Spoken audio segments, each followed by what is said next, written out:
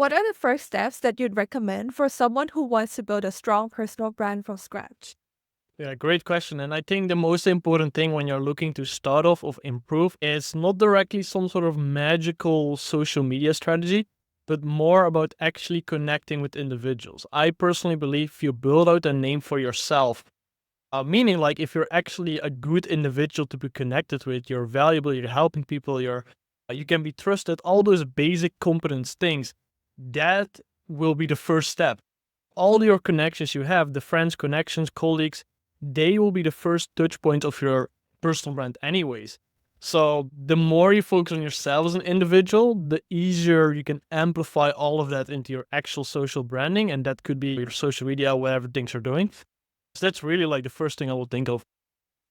I love that. That's very interesting because I think a lot of people assume that it's this magical social media strategy. But I think what you're touching on is having those authentic connections in real life and using social media to amplify that. Exactly.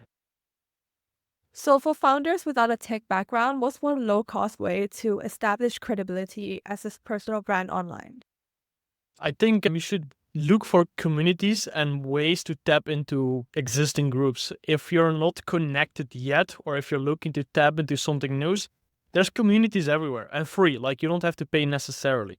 So, for example, I think if you're specifically in tech, you really want to be on like X, Twitter slash LinkedIn. Those type of social networks tend to have more acceptance, let's say, for the whole tech community. So there's a bunch of different networks where if you just connect with one account, you'll just start seeing 20 of the similar individuals or companies. So looking for communities, I think is very great. I think podcasts like we're doing right now, things like this is super great too, just to connect and actually engage with people, as well as finding more people specifically in your niche. And that's what I think is really good. And then if you are in a position where you do have some connections or some social accounts, but you want to step it up more, that you're more professionally visible, that's a whole nother game where you can actually present yourself as a brand. But there's a few simple things you can do. For example, if you just clean up your social media accounts where your name is clearly visible, you have good pictures, all that stuff, even investing in photographers, like all those type of actions will really help you stand out and allow people to connect with you. And another hack as well, if you're like, let's say a tech founder or you're looking to get into tech, I would always go for a personal website. And if not, have just an about page from your personal self on your company website, right? There's just many things that you can do to connect there. Definitely. I completely agree with having a personal website. I saw yours. I think it's very impressive. Thank you. And for how can non-tech founders use personal branding to build trust and authority, even when they're just starting out and don't have an established reputation? Yeah, personal branding in itself is, in my vision, more an extension of your personal self, which is going back to what I said in the beginning. Like, you want to just amplify yourself, and the better you're able to present yourself, the easier it is to get those connections. The personal branding is more a shift in your online positioning rather than some, I don't know, magical action. So, you want to make sure that who you are as a person is highlighted in the best possible way.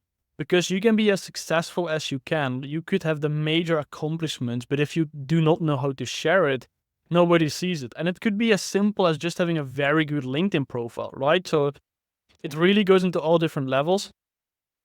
But those are the first things I think about. Definitely. So polishing up your profile is definitely the first step. Yeah, I think it's very easy. Like, it's the most easy thing you can do. There's many podcast pages or even like content creators or people looking to take the leap for the personal branding who are not giving thought in those basic things.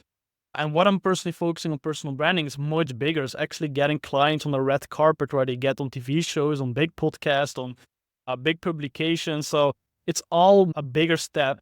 But even for clients who are helping with those bigger items, we still give them some fundamental knowledge about, hey, here's how you can position your social media in such a way. So taking care of the basics will just make the next steps much more easier. Definitely. So do you have an example of a client that you've really polished up their profile and really enhanced their reputation? Yeah, there's actually quite a lot of clients, but one great example I can give actually is from speaking from my own perspective, because we have many clients on our website, things like that. It's all documented. But what I noticed for myself as well is I've been starting my website agency when I dropped out of college. It's the first thing I've been doing, and I'm still continuously doing as well. And recently, I took this shift to really took my personal self seriously. So I built my own personal website. Now, in conversations I'm having, I'm getting comments like, "Hey, I love your website. You just mentioned it too. It's so great to hear that." And now with our website agency, we also did a rebranding there, and we're really changing the perspective of how we position our brand. And we're mentioning, hey, we're giving you that experience of people saying, P.S. I love your website. Those are all the small things. So speaking for myself, if you're just putting yourself in a more powerful position, it makes it so much easier to connect and people recognize your credibility and authority. And that's what they're doing for other clients too, whether that's getting them on big pieces like Forbes or giving them smaller publications, but controlling the narrative of their story. We're doing all these things to create a whole ecosystem so that no matter where people are in the journey of connecting to you, whether they're an existing client, somebody's about to become a client, somebody sees her for the first time, that fundamental positioning really impacts your whole business journey. So you would definitely say a first reputation is so important online. Yeah, absolutely. So what's a common mistake that people make in personal branding that might harm their reputation, and how can they avoid that? Yeah, that's a very great question. And I think it's very easy to do things wrong, but it's not easy to do something which completely harms you. I always think when it comes to like strategy online, marketing, social media, you can just test a lot. You should always test. So even if things fails, it shouldn't really have a negative impact unless you're doing something which could be, for example, you're engaging in like a politics topic so it doesn't bring you anything like any contributions. Can be things like that which are more topic sensitive. But in general, I think the biggest mistake I see people making is overthinking or focusing on the wrong side of the things. Like, in my experience, business is super nuanced. So it's not that if you're going to make content on Instagram or if you launch a new website or whatever that could be, that on its own is not going to give you any results. It's all about those things together. It's having your social media with your website, with the sales channels, all those things together that builds your business, right? Like your business cannot function without a fulfillment, without the operations, and not without the actual sales and marketing. So you need everything. And I think that's what a lot of people tend to think wrong in. They think, oh, I just need to make Instagram reels every day on Instagram, which is such a small part of actually operating a business. Definitely, completely agree. So the content needs to go somewhere, right? It needs to funnel into a website or a sales page. Exactly, yeah. And content in itself is just like a part of marketing. Like it's content marketing, which is one part of marketing, which is one department of your business actually. Definitely. So in your work with 7 and 8 figure entrepreneurs, what personal branding tactics did you find to be the most impactful for generating influence? Yeah, fast hacking your actually credibility slash results is really PR has been the biggest thing there. Now we apply PR in a very specific way. We actually do it in such a way where it designs an ecosystem for you, which I explained a bit before. Like it's more about having that effect where people are already sold before they hop on a call with you. And that is something which PR can do. But it can also be something very simple, just as sharing testimonials of people you work with. It's all about that positioning, which I refer to as step zero. It's all about everything that happens before they take the step to click on your page or before they send your message or you send them a message. It's all that step zero fundamental placement, which gives you like that credibility. And something we've been seeing very effective is to control the narrative. We're organizing the truth. So no matter how accomplished you are, if you don't share it, nobody sees it.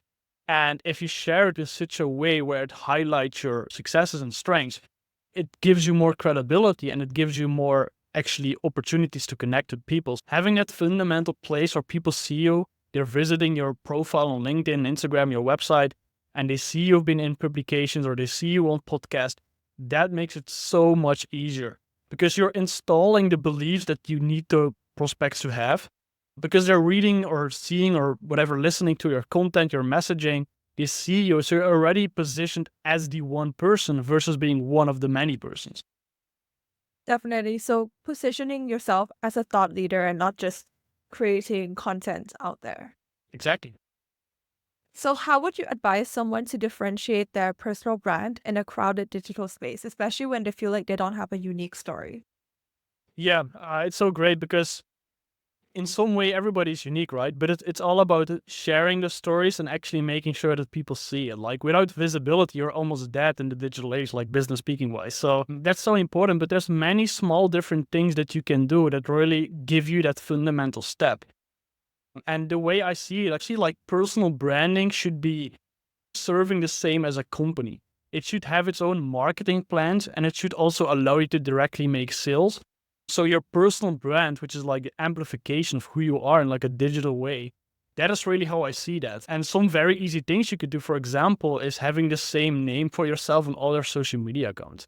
Like things like that are so simple. It's so stupid simple, but it's so effective too. Definitely. So making sure that you have the fundamentals right at first. So what's one system or routine that you've developed to keep your personal brand consistent across platforms and communities? Yeah, so like I said, I organize in such a way that my name in itself is the same everywhere, which makes it very easy. But I also do that because my search results are they're dominating the Google search result of my name because I use the same name on every platform. Like you're borrowing the authority of platforms like Instagram and LinkedIn. So that naturally shows up. So that's one very thing to do. And then every channel I have will always redirect to my website, which is my digital home base. And then marketing wise, I could have an email newsletter, things like that, which is all having people into my ecosystem. But that's why you want to have some sort of organized system. And I'm personally a big fan of having an all in one approach. So we have a software for our website, which we use for clients. And we basically build a whole website with all the funnels. So everything that you're doing for any marketing activity at the front can be like a unique campaign, a unique different selling thing. But in the background, it will all run together. So that consistency is you're duplicating yourself on different social media platforms, but also in the background having the same systems. It's like having one team that handles your fulfillment and all those things. So what happens if a client has a name that many people have? What would you recommend they do in terms of their social media handle? Yeah, that's the most difficult thing. I actually spoke about the connection of mine yesterday about that too. If your name is a more common name and you have to outrank, for example, a famous athlete with the same name, it's going to be very difficult, almost impossible. So you could implement some things as just adding a word to your name or adding like a few letters. And that could really make the difference because that's just your online positioning. But whether or not you're famous or whatever that you might want to call it, you want to make sure that you're just bringing out the best of yourself. So that even if you're a bit difficult to find from an organic standpoint, whenever people visit you from random feed or people who are already following you, whatever that could be, if you're then in a position where you're bringing out the best of yourself, it still allows you to run all your company functions, which is the marketing, the sales, the fulfillment. But having the visibility online, if your name is like outcompeted by somebody else, you could dominate it. It depends. It really depends. If you're like competing to a movie star or an athlete, it's going to be very difficult because Google gives that more priority. But you could definitely find a way to just add a letter or add a relevant word or whatever that could be, just to change your name a little bit for the online positioning aspect. Perhaps something that is similar to their niche next to their name. Yeah, something like that, because you could go for using your full name. I'm doing that myself. But if you are having the issue where your name is more difficult to find, you can just add it one letter or change kind of a word or add the king of whatever. Like you can do so many different things. So if you just use like a catch sentence, like a word play that is your brand name, like your search result, if you're just consistent using that everywhere, that will help you grow your ranking results.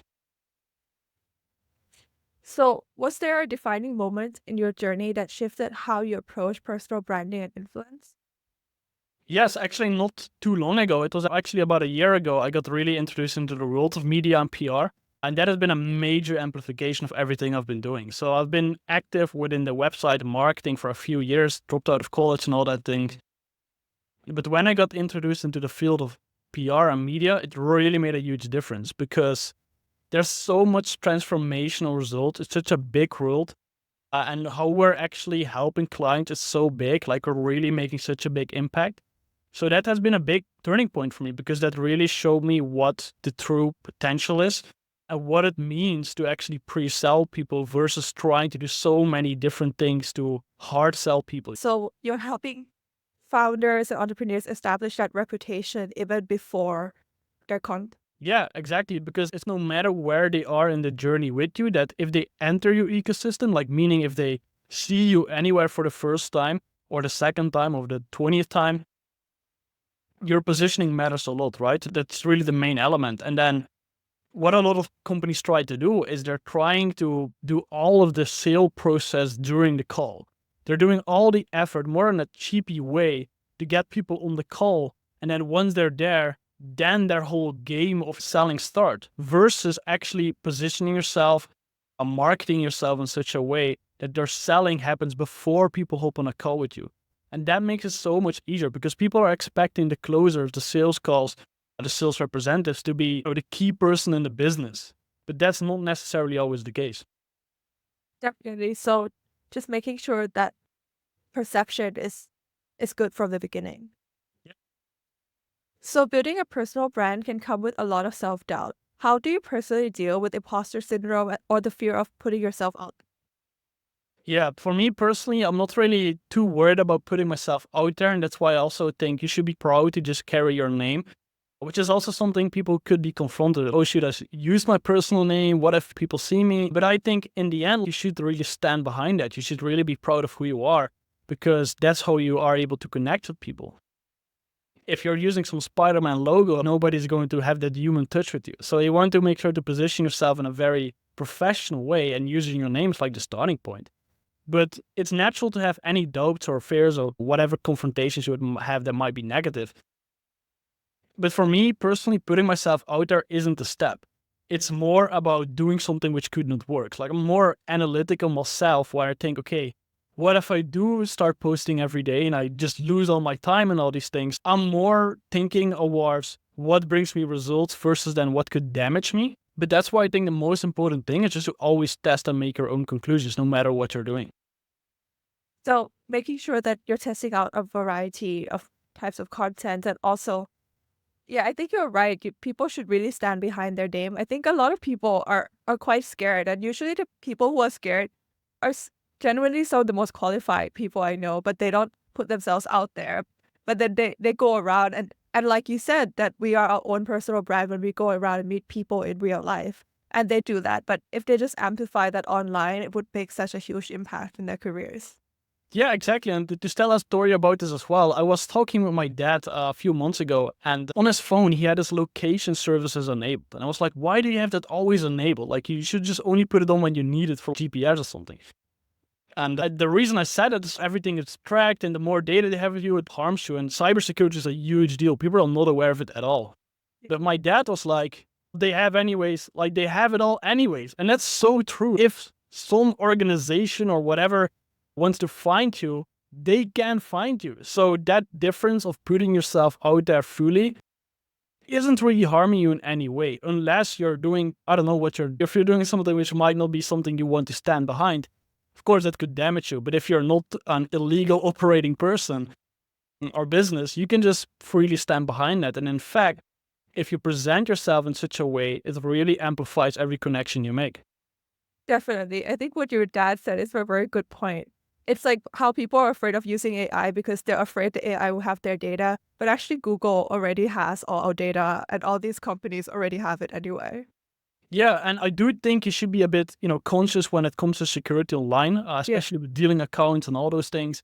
But if you're worried about your data being visible, it's already out there. It's impossible to live off the grid or do something. You have to embrace the technology and tap into that versus trying to stand out of it, because that's how it fall out of the business side. definitely. So if you could go back to the beginning, what's one thing that you would do differently with your personal brand? For me personally, one thing I wish I did more and started sooner is writing more articles. I found that when I write articles, it really allows me to expand my knowledge in a very good way. And it's not just only about the content, which is a great side of it. If I do write an article, I can use the many forms of content. I can also use that for my positioning online, things like that. For example, if you have a Medium account, it's like a free blogging platform, and you use that on your personal name, that's such a good domain ranking authority. Whenever people look for you, they see your profile. Like, I have a few articles on my Medium which are not really business related at all. It's just random research topics I do, but it does help in my search result. But the main thing I'm saying writing articles is because for me personally, it really allows me to tap into a subject and break that down. Like you're doing some school project, which actually allows you to put your own grade on that and really be a bit creative.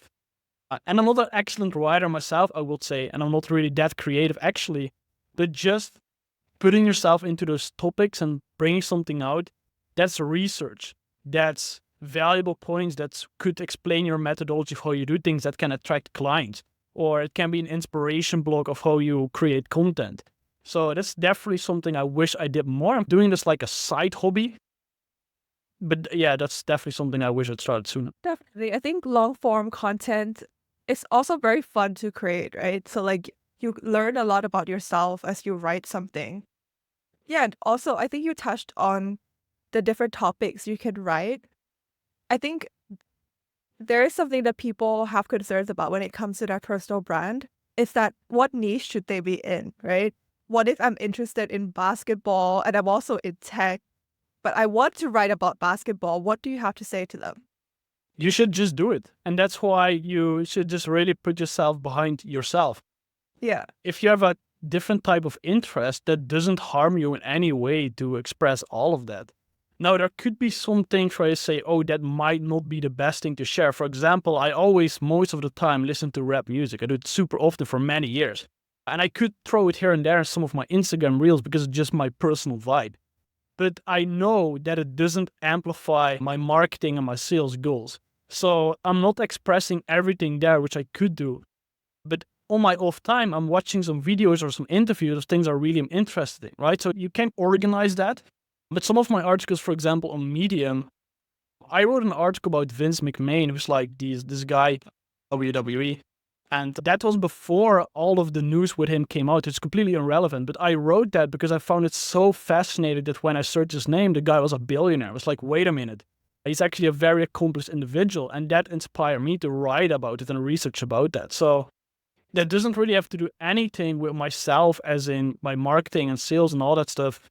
But you can still express it. And I might be someone who resonates with that or finds it inspirational too. You can always find sweet spots too when connecting with other people in different audiences. Yeah, I don't think you should fear anything of expressing your interest.